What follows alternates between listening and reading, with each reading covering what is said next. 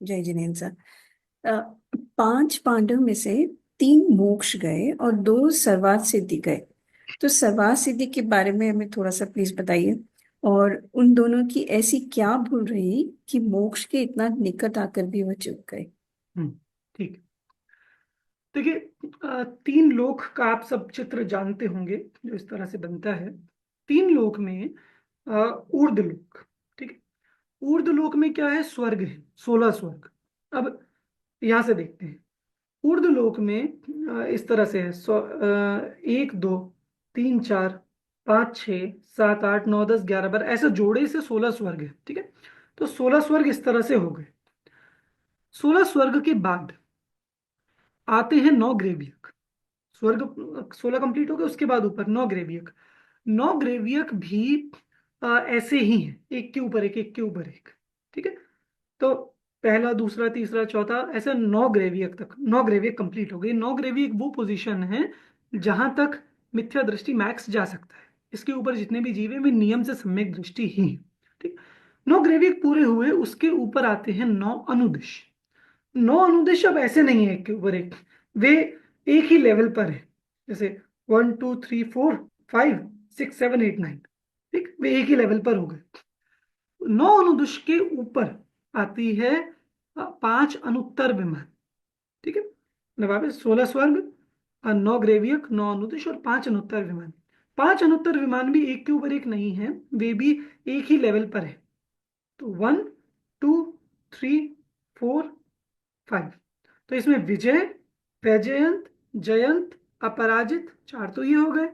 और बीच में है सर्वार्थ सिद्धि, जो बीच का विमान। तो ऊर्ध्व लोक में जो सिद्धिशिला के जस्ट नीचे, सबसे ऊपर तो सिद्धिशिला हो गई, सिद्धिशिला के जस्ट नीचे जो संरचना है वह है 5 अनुत्तर विमान, और उसमें सबसे बीच का विमान है सर्वार्थ सिद्धि।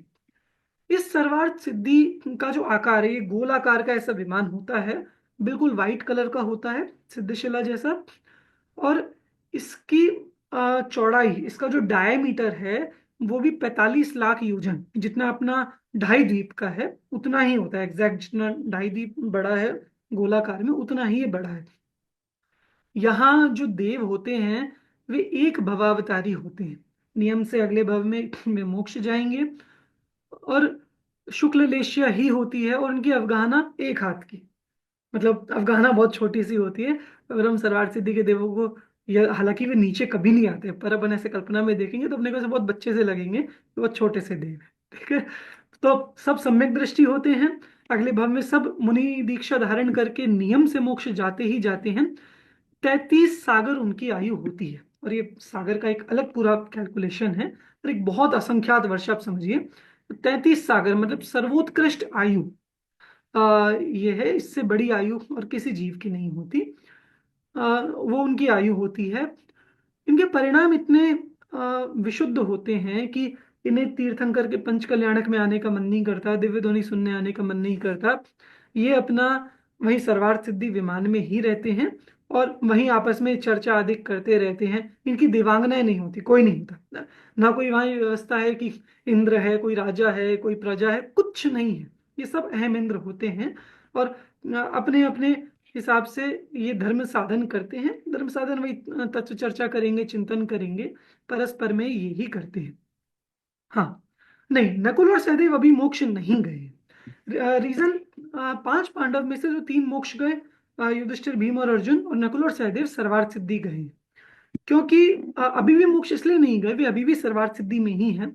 क्योंकि ये जो घटना है नकुल और सहदेव वाली, ये घटना है नेमिनाथ भगवान के काल की, जो जब 5 पांडव हुए। और उस घटना को मतलब कुछ हजारों, मुझे एग्जैक्ट ध्यान में नहीं, पर कुछ हजारों वर्ष ही हुए हैं, लाखों वर्ष हुए होंगे। पर वो तो सागर का जो काल है वो असंख्यात वर्ष, 33 सागर। तो अभी भी नकुल और सहदेव वे सर्वार्थ सिद्धि में ही हैं, वहीं पर वे 33 सागर तक रहेंगे, ठीक। अब वहां हुआ क्या?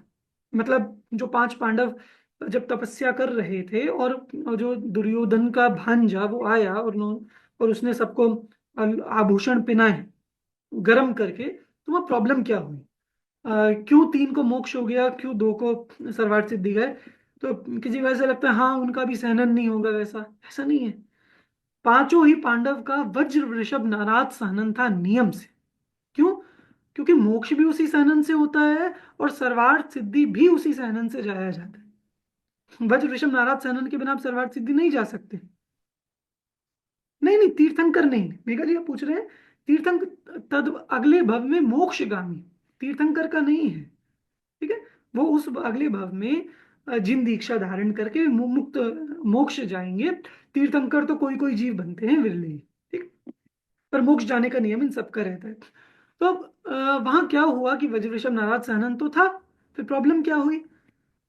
तो मैंने इसके लिए उत्तर पुराण हरिवंश पुराण में मैंने चेक किया कि वहां क्या मेंशन्ड। तो वहां का मैं आपको श्लोक का एक लाइन बताऊं। वहां 65 नंबर का सर्ग है, उसका 23 नंबर का श्लोक है, 23rd। नकुलः सह देवश्च ज्येष्ठ दाहम निरीक्षितौ अनाकुलित चेतस्कौ जातौ सर्वार्थ सिद्धिजौ। मतलब बाकी तीन पांडव तो शुक्ल ध्यान के द्वारा विमुक्त हो गए। नकुल और सहदेव ज्येष्ठ दाहम, मतलब जो उनके बड़े भाई थे, वे देख रहे हैं कि वे जल रहे हैं। उनको देखकर अनाकुलित चेतस को, उनके मन में थोड़ी सी आकुलता हो गई, थोड़ी सी चिंता हो गई अपने बड़े भाइयों के प्रति। जातो सर्वार्थ सिद्धि जाऊ, और बस उस विकल्प के कारण वे क्योंकि देखिए आभूषण ऐसे पहनाए थे, शरीर तो छूटना ही था। There was no third option. मैंने शरीर तो छूटेगा ही छूटेगा, तो या तो आप मतलब देवगति में जाओ या फिर आप मोक्ष में जाओ। कोई तीसरा ऑप्शन तो था नहीं वहां पे कि वो छोड़कर पड़ा रहता या आप उसी भव में रहते, पॉसिबल है, वो देह तो छूटना ही था।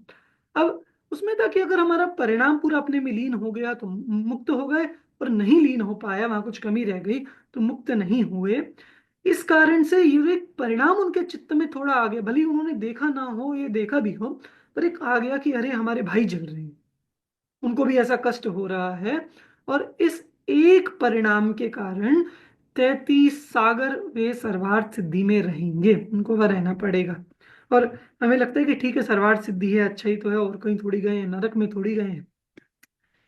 आप ये देखो, मोक्ष के अनंत अतीन्द्रिय आनंद के सामने सर्वार्थ सिद्धि में होने वाला चतुर्थ गुण स्थान का जो आनंद है वो बहुत हीन है, बहुत कम है।